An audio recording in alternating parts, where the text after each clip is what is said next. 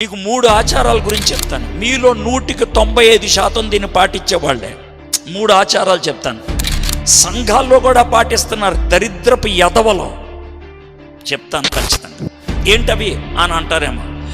మొదటి ఆచారం మీ అందరూ పాటించేటువంటిది ఏంటి అని అంటే, పెళ్ళిళ్ళు టైం వచ్చేటప్పటికి వచ్చేస్తుంది అది. ఏంటి ఆ పెళ్ళిళ్ళ టైము? వాళ్ళు మనోళ్ళేనా అంటే ఏమన్నా గేదెకిచ్చి పెళ్లి చేస్తున్నావా, కుక్కకిచ్చి పెళ్లి చేస్తున్నావా, లేకపోతే గాడిదకిచ్చి పెళ్లి చేస్తున్నావా? మనిషిగా ఇచ్చి చేసేది. మనుషులందరూ వచ్చింది ఆదాము దగ్గర నుంచేగా. మనుషులందరూ కూడా యేసు ప్రభు స్వభావం కలిగిన వాళ్లేగా. మనుషులందరూ కూడా దేవుడు తన స్వరూపంలో చేశాడుగా.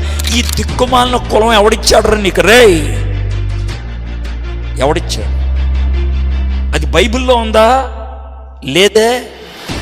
ఎందుకు తెచ్చిపెట్టుకున్నావు?